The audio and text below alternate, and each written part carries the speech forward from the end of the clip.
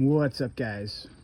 All right, so I'm going to show you a couple things that I kind of figured out today. So I went to T-Bolt and I ordered these fork spacers.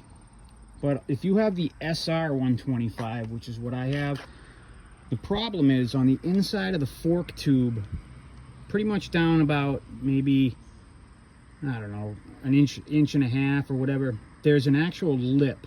And the problem is, if you try to put this fork spacer in, the one they sell, and I mean, I love T-Bolt, I'm not saying anything bad about them, but the problem is the outside diameter hits that lip. And then what happens is, when that's sitting in there, it can't keep compressing with the spring. So when you try to put the cap in, you can't put the threads all the way in. So I was a little bummed about that. So then, before I realized that, what I did was, you know, I cut down spacers, and, you know, I cut one in half and ground them all down, and I was going to put that in, but even still, like, I just don't want it to be where I'm, like, risking the threads or maxing it out. So honestly, what I did was, I don't think I have it up here anymore. I had like a turkey baster with some, like, gas line. I took the springs out and everything. I bottomed the fork out. I put the baster in there and I sucked out, actually, I'm sorry, I had a transfer pump too. I sucked all the fluids out, and then what I ran is, my father, you know, he used to race cars, so we have all sorts of weird shit kicking around. So we had this old, look at old Mopar gear oil, which basically it's a 90 weight, you know, it's a 90 weight gear oil or something like that, close enough.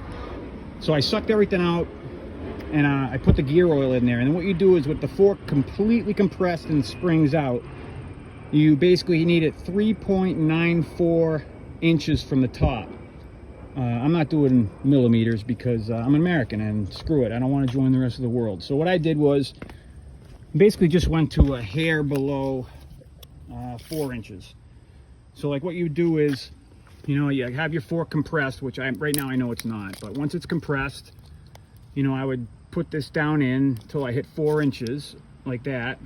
And then I would pull it out and see where the, you know, the mark was. And then I would take the turkey baster and suck out excess. And basically I got it to the point where right about 4 inches, the very tip would make a drip of oil on the bottom. So that was perfect. And what that ended up doing was, now my fork is just, oh, it's night and day. So, and I'm 180. So just, that's a heads up. So if you're going to try to do the fork spacers, just be prepared. And I was going to do these, like I was going to do washers.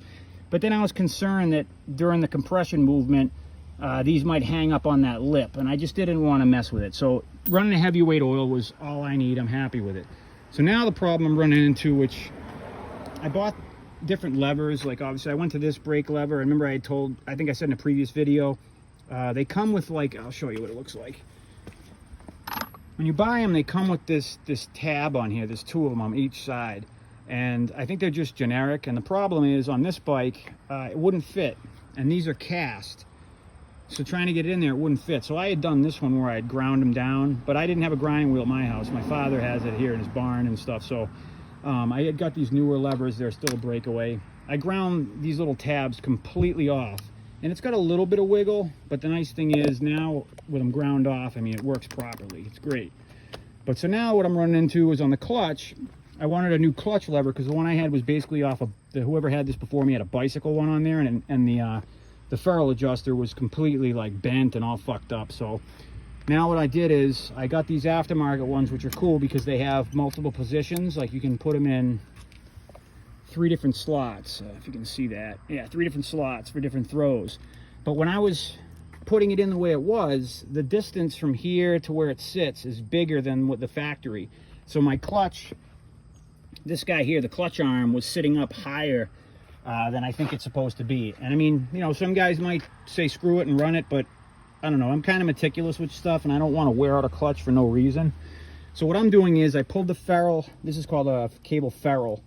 I used to work at a bike shop when I was late teens, early 20s anyway. But so I pulled this off, and I don't know if you can see that mark, but I made a mark here. And what I'm going to do is, I'm going to slowly, like with a hacksaw, very gently, you don't want to hit the cable obviously, because then you'll fray it and ruin it, but I'm going to try to just gently trim off a little of that meat, so then when I put the ferrule on, the ferrule will slide farther, give this a little bit more distance, and that should hopefully compensate for this distance, because this is a way nicer lever. I really like this one. So anyway, if you guys are ever run into that problem where you put on new levers and stuff, because these are very generic. They're Chinese bike, man, so let's be honest. It's not like a Honda where everything's very specific. So if you go like an Amazon or an eBay lever and you run into this problem where it's keeping your clutch arm, like this guy here, make sure that when you look at this, that this distance stays the same. So if you put the new lever on and this is up higher, you're going to be basically riding your clutch, and then you don't want that. So the best bet is to come up to this end, gently get your ferrule off, and then just slowly trim a little of this without hitting your cable. And once you do that, get it off, and then slide the ferrule down a little farther, and that should compensate, make everything work nice. But quick video just showing you guys a couple of my headaches I'm running into. But so hopefully that'll help you guys if you have any questions about that stuff. I think that's the only thing I did. Oh, the other thing I was missing was this little vent hose. So that was wide open, and I don't want mud coming, you know, from the tire and going into that. So I just got a piece of like gas line, zip tied it to the old pathway. That just keeps that from being a problem. But other than that, everything else seems to be all right. So I'll show you guys an update tomorrow once I get this all sorted out. Again, just trim off a little of your cable without damaging it. Get your ferrule down a little bit farther. That'll make you more space on your cable, and that'll compensate for the distance between the adjuster and here, so you're not riding your clutch. So anyway, if you have any questions, just comment, and I'll help you guys out if I can. I'm not a genius with these things, but I got enough common sense, and I'm old enough to, you know, figure stuff out. So maybe I can help you out. All right, peace.